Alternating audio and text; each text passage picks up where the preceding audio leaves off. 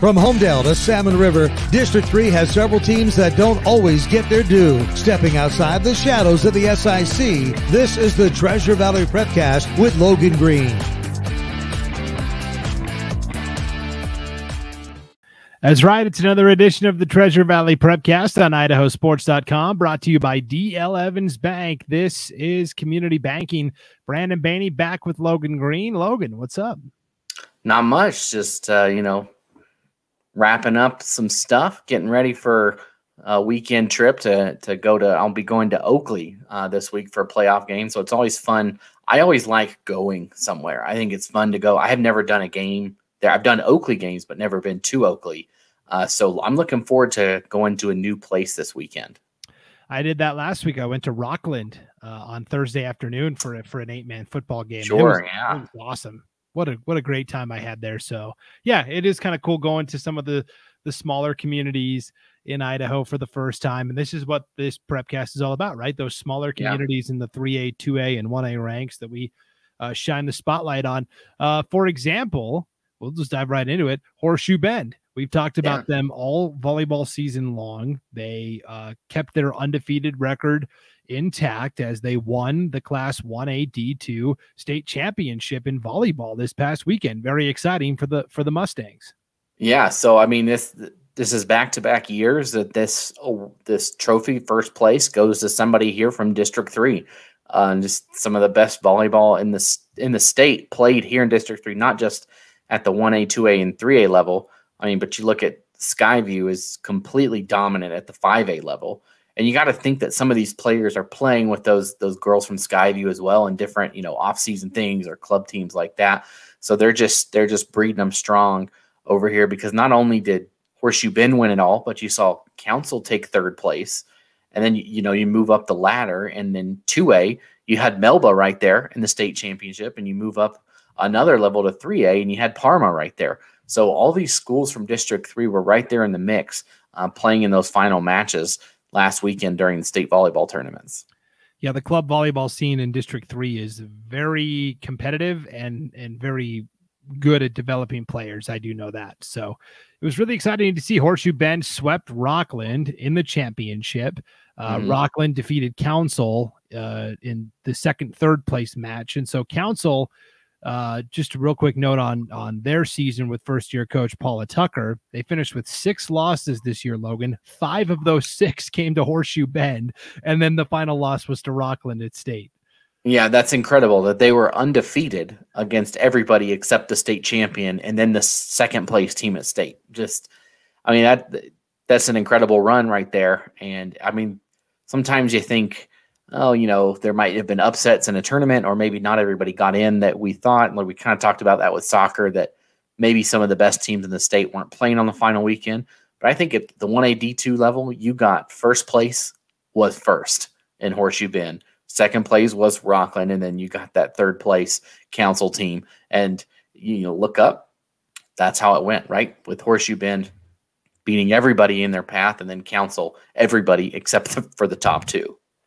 Yeah, so congratulations to both Horseshoe Bend and Council. We talked about this Horseshoe Bend team. They're young. They've got sophomores and freshmen that are on the team. So we could be looking at repeat performances. Don't want to put any pressure on anybody, but I think at least we can say Horseshoe Bend is going to be a state player for the next several years. Oh, yeah.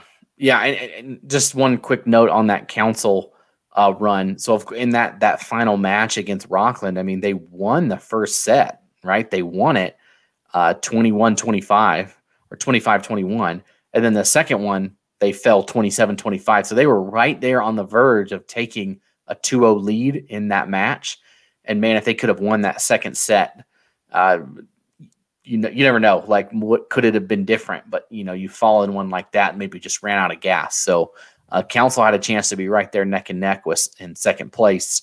Would have been interesting to see if they had come away with that second set, if maybe the circumstances would have been different. But like you said, Horseshoe Bend, I think they're going to be around for a while.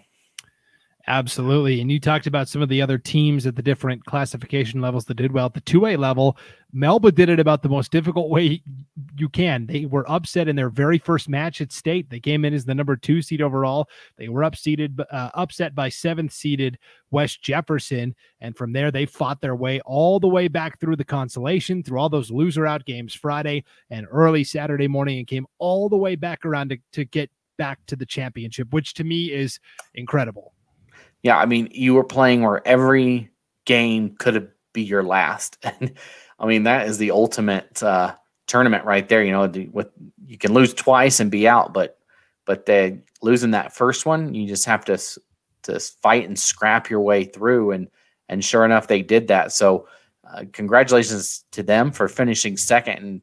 And what a run. I mean, you lose that first one, and then, like we said, it's impressive to play with that much pressure every single game, knowing that this could be the last one. And then at the 3A level, Saturday morning started with the 3rd and 4th place match, where it was 2 district rivals, Fruitland and Parma. And Fruitland had gotten the better of Parma at districts, but when it counted at state, Parma was able to win and play their way into the championship match. But Sugar Salem so dominant. I mean, it wouldn't have mattered who was playing them, but for Parma, the runner-up trophy is a pretty good consolation. Yeah, and they were able to take down Kimberly in that match, which was a great competition between them and Kimberly. So congratulations to Parma for coming away with a 2nd place trophy. So a lot of hardware coming home to District 3 this year. Absolutely. And then last week also was the state cross country championships at Eagle Island Park over in the Treasure Valley. Beautiful scenery. I got to take a look at some of the great photo galleries that our IdahoSports.com photographers took. And again, you can see all of those galleries and order pictures on our website, IdahoSports.com. And so East Idaho really tends to dominate cross country for whatever reason. I'm not sure why that is, but especially at the 3A, 2A, 1A levels, typically speaking, East Idaho is really where all the power comes from. But in the 1A ranks this year, we did have a team champion, the Vipers from Victory Charter. Yeah. Yeah, congrats to them. And just a side note, I've heard people joke, and this is just a rumor. Not a rumor. I mean, it's true, but why is that? You know, it translates over to cross country. You look at teams over here, right? Our elevation is 2,200, 2,500 at most. But you get over there to Eastern Idaho, you know, you're 5,500 feet in some places, and it's you're doubling the elevation change. So those, you know, everybody over in District 5 and 6, you know, they come down over here to Eagle Island. It's running. The air's a lot. You know, it's a lot easier to run in. They have that advantage. I don't know if that's actually true. That's just what somebody was joking with me about. With when football teams have to go over there, they have to acclimate to that. Again, I don't know if that's real. That's just what I heard through the grapevine. Anyways, there it is. There's a difference in elevation. I'm not sure there's enough to swing anything necessarily, but so yeah, Victory Charter wins the 1A boys cross country team title, and they won it pretty convincingly. They finished with 53 points. Rockland took second with 70, and then they also had the individual champ Ian Stockett, who came in as the favorite. He ran a 15:59.2 to win the 1A boys individual title as well.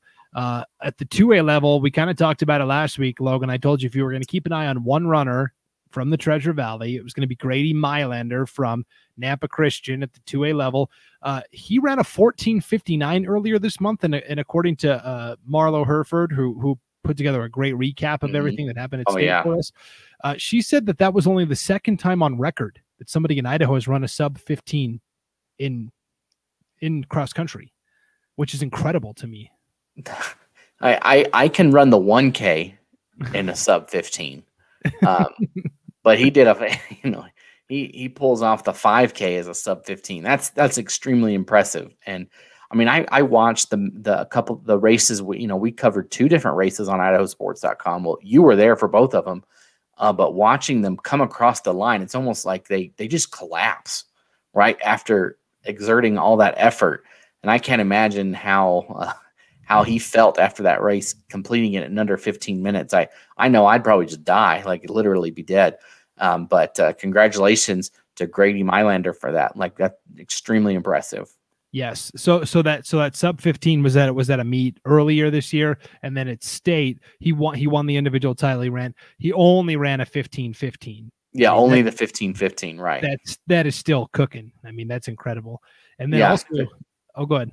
No, just it's extremely impressive. It's probably a sport that doesn't get as much quote love as others, but it takes a lot of athleticism to be able to go that hard for that long and finish it, right? Because in football you sprint for a couple seconds and then you come back to the line, but there it is 15-20 minutes of excruciating effort. So they're quite the athletes in cross country.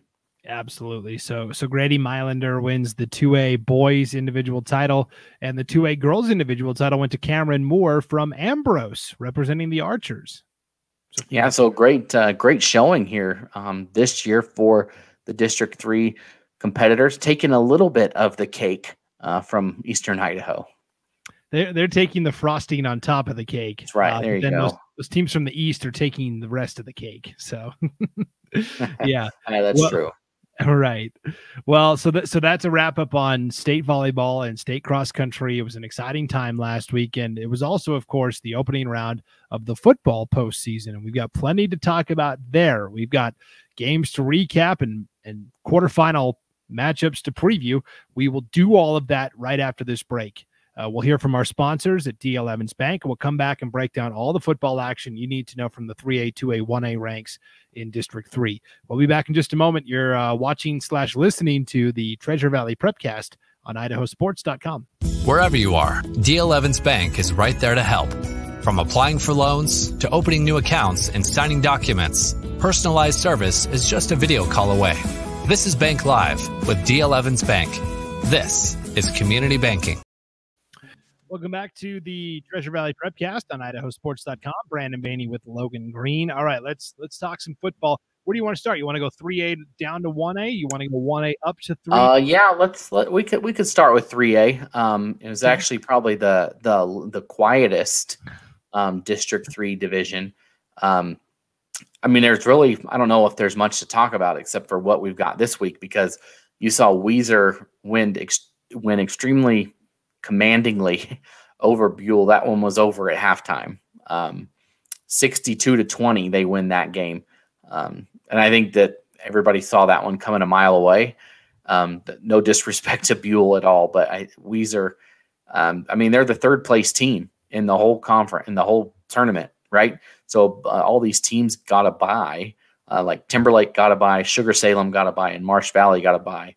And Weiser is ranked ahead of them by a couple of spots. So I think we all kind of expected that. And then McCall Donnelly got shut out over in Eastern Idaho by Snake River 32-0. So that'll do it for the Vandals after kind of an improbable run to even sneak into the playoffs after all the debacle that was the end of Fruitland season. Yeah, so I was able to talk to some of the coaches from McCall Donnelly prior to the game, and just asking them, what's it been like to basically a month ago think your season was over, and then all of a sudden you've got this second lease on life.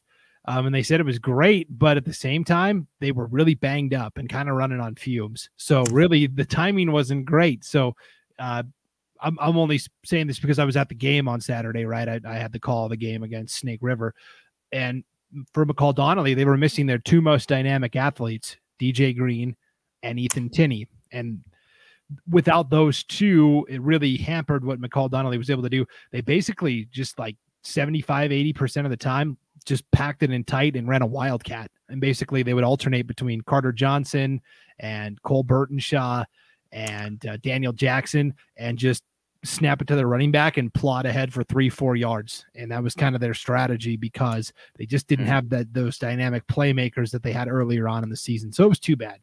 Yeah. Not having DJ Green, that's a huge blow to them. And I mean, that's what we've seen it around the state right now, where players are injured and hurt and teams are just depleted. You start to, it's almost like the playoffs, who's healthy, right? That's who you're going to see win. Who's got the most well put team together right now, and who's ready to go and not injured. And I think you'll see that even more as we go into this round and the next one.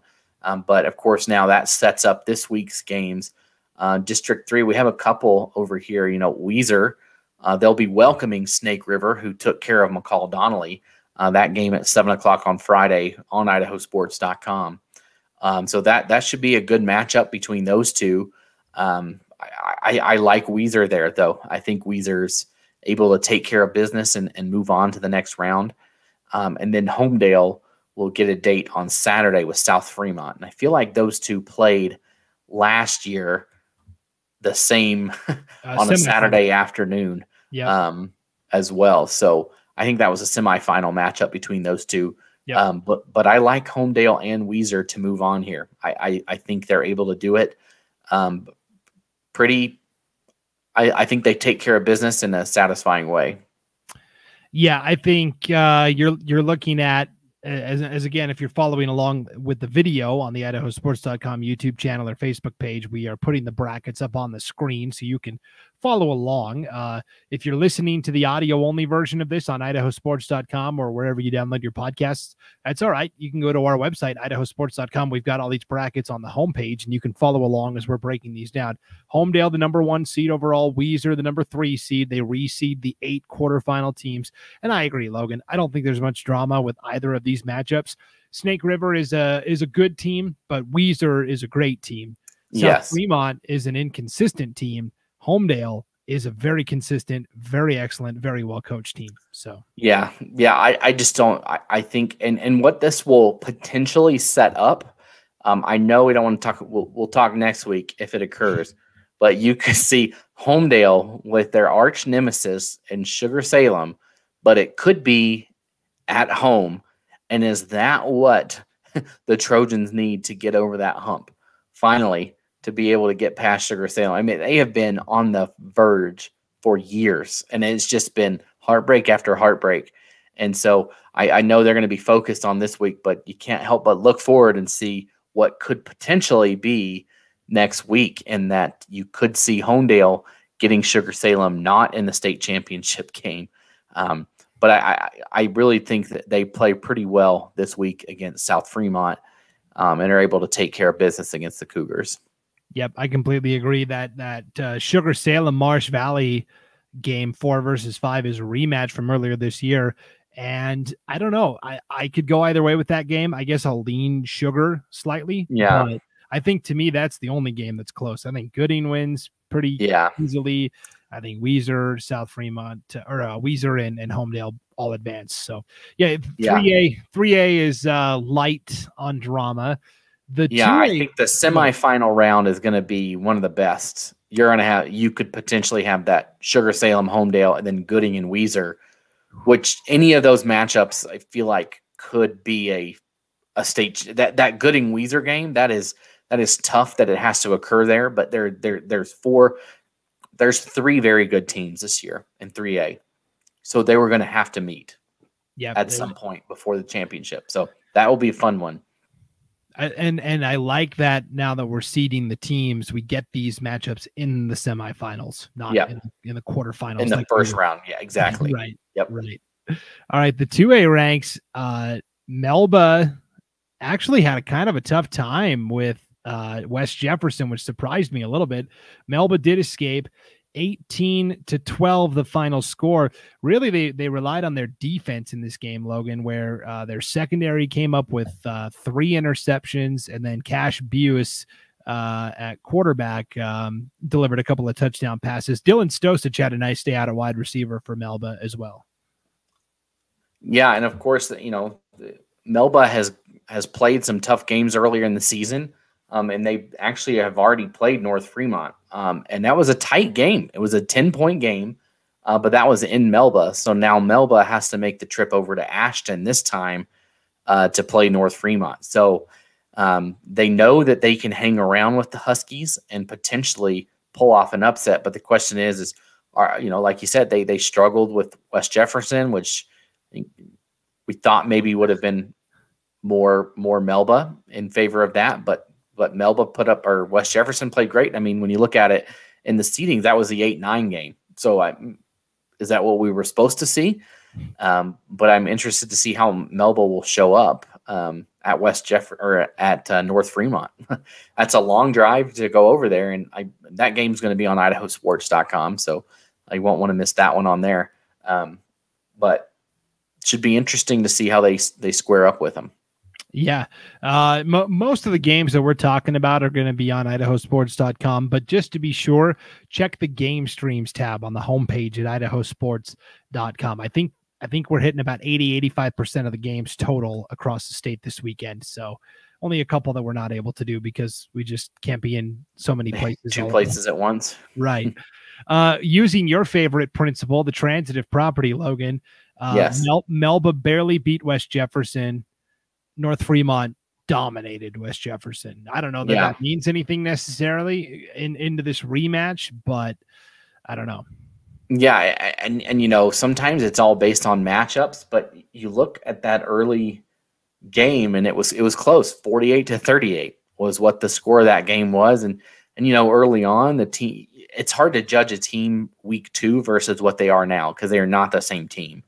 For better or for worse, they're not the same team. So what have you done for me lately?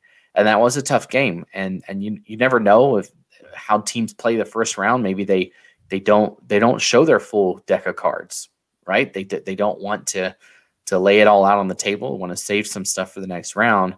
I think they'll be ready to go. I think Melba, if you're looking for an upset at this level, that you could potentially see that being the upset. I don't think the 1-8 game is that there's going to be an upset there. That's Westside and Grangeville. I think Westside takes care of business. The back-to-back state champs there, who haven't lost a game in like years. I don't think they've lost a game this decade. Well, I believe incredible. It's 20. I think it's 28 game winning streak right now, best in the state. The last time they lost was September of 2019, and they lost 7-6 to Snake River. That's it. And it's a 3A school that they lost to by 1 point. I think this group of seniors at Westside, starting with their freshman year, I think they've lost twice. Man, all the way up to their senior year now. So it's incredible. Yeah. And I think if you look at that 2A bracket, you see, Nampa Christian, they have a tough game too. They have to go to Bear Lake. But I think that there's a good chance you see Nampa Christian sneak away with the win there. I think they've been playing well lately. They went on the road and beat people early in the season. Like they went and beat Declo, and I think that was a huge win. And honestly, you look at the rankings, and they're 5th versus Declo that's 6th, and you got to think that winning that game is why Nampa Christian is ranked a little bit higher, and they get a quote better spot. And I think you take Bear Lake over Firth. Firth is on fire as well, but I think it's like something like 9 of the last 10 state champions in 2A have been Westside or Declo. It's been one of those two, and you just got to be careful. Declo just sneaking, waiting, and on the side. Not many people are talking about them, and that's a team I would look out for because they've been there. But Nampa Christian has shown that they could beat them, so I don't see why they couldn't go and beat Bear Lake and then earn a game against Westside next week. Yeah. So if we look at the bracket here, you mentioned Melba, the number 7 seed, taking on 2nd seeded North Fremont. I think whoever gets out to an early lead in that game, because both teams like to run the ball. So if Melba gets up by 2 scores early or North Fremont gets up by 2 scores, I think it'll whichever team can get the lead early will have the advantage there. Number 5 Nampa Christian going to number 4 Bear Lake. I'm with you. I like Nampa Christian in this game. Bear Lake. I watched their film from last week. I wasn't blown away by what I saw. They beat Coal Valley Christian in their first round matchup. 14-3 was all. Coal Valley got the first field goal. They led 3-0. Bear Lake scored right before halftime and then got a touchdown late in the 4th quarter to put it away. But I thought Coal Valley competed well. I actually picked Coal Valley to win that game, and they almost did. I just don't think, I think Bear Lake's Max Preps ranking has been inflated a little bit. And I like Nampa Christian, even though it's on the road and to Montpelier, which is a really far, it's like pretty much Utah. That's a long trip, right. But I like them. Yeah, no, I agree. I think Nampa Christian comes away with a win on the road there. And I picked them to win the conference. I've been pretty high on them. And I think that, like you said, I think they'll take care of business this weekend and get a crack at the state champions in the semifinal. Yep. I like Nampa Christian to advance there. And Melba, I'll give a 50-50 shot to in their matchup with North Fremont. 1A D1 bracket. We had nobody playing in the first round because Notice was the only team that got in, and they got the first round bye for winning their district. When they got reseeded, they got the number 6 seed overall. They will travel to Arco. Well, they'll travel to Holt Arena to play the Arco-based Butte County Pirates, the number 3 seed overall. Butte County is a team that I've been pretty high on this year, Logan. This is a tough matchup for Notice, but this is their chance to prove that, hey, we can play competitive football in District 3, right? District 3 at the 8-man level is kind of an afterthought. Yeah, and that's – I mean, we saw Wilder get snuffed out, who had only lost to 2 undefeated schools and Notice. That's who they lost to, and they didn't get in. And they beat everybody else in front of them. And so Notice, I think they've got a good chance to hang with Butte County. I think, like you said, I saw Butte County play earlier this year. They're big and they're just strong. They're tough. Nobody's going to come in and push them around. And I think a team that does is a team that can beat them. Of course, they hung with Raft River for a long time when those two played earlier in the year. And I look at it and say, Notice they have a tall task in front of them. I think the top 4 teams in 1A D1 might be the best core group of 4 in any level. You have Raft River, Oakley, Butte County, and Prairie. Those 4 they're tough. And I saw a comment somewhere saying, how does Prairie get in that spot and they earn a trip to Raft River in the semifinals? And it's like, well, where else do you want them to go? Oakley or Butte County? Like, it doesn't matter. It doesn't matter. It didn't matter. Those 4, I think, are just so tough that they were all going to have to play each other at some point. And this is one where I think the Max Prep rankings, I think they've got it right here. They have. And this is the way we should have seen it. Really, the only team, you look down the rankings, Genesee, Murtaugh, that's kind of a toss up there. But you look and Oakley wins, Lapway wins. Potlatch was the only real true, I would say, quote, upset in that. But I think that the seedings are right in this one, and I think everybody is where they should be in this one. But Notice, if they want to win that game, I think they got to come out and they have to be tough, and they have to be big, and they're a big team, and they can do that. They have a big line, and I think that they can do it. They just got to be able to do it all game long, because eventually I think that's where the difference could come, is at what point is Butte County, are they going to wear you out? They're just so big and they keep it on the ground so well that Notice is going to have to come out and they're going to have to score, and they're going to have to score quickly, I think, because keeping it on the ground, I think they're going to have to go through the air. I think that's what I would like to see Notice do to be able to win that game. Yeah, and correct me if I'm wrong, Logan, but Butte County's got some pretty good depth as well, right? Yeah, well, I mean, when we were there a couple weeks ago for their game against Dietrich, they had a huge sideline full of Pirates over there, and they could just swap people in and out, and it was no big deal. They've always been like that, having a big team like that. They've got a great supporting fan base as well, and it should be fun for both teams to get that chance to play in Holt Arena. I'm sure that would be a fun environment, and I don't know the last time Holt or Notice has been over there. Probably not a very common thing. The Eastern Idaho teams get it all the time, but folks over here in District 3, it's not super common to be able to play those games in Holt. Yeah, it'll be a fun experience regardless for Notice, and yeah, kind of like we were talking about with Melba. If they can get out to an early lead, then maybe they'll be all right. But a tough matchup to be sure. Let's finish up here with the 1A D2 ranks, where we saw Council have to travel. Now, see, this is what I this is what I don't like about this bracket. It's all predetermined bracketing. Council, as a second place finisher in their district, had to travel to Dietrich, which took third in their district. I don't like that. I understand that Dietrich was the better team, but I think something needs to be said for a second place team versus a third place team. I think at the very least, Council should have hosted that game. Now, does that change the outcome of the game? I don't think so. Not necessarily. Yeah. I think Dietrich is really finding their stride as they won 60-38.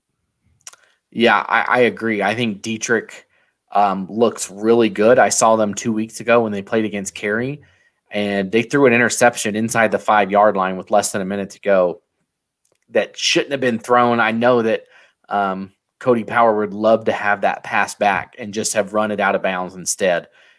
He kind of threw it into some traffic, and I think that they know that they are gelling at the right time.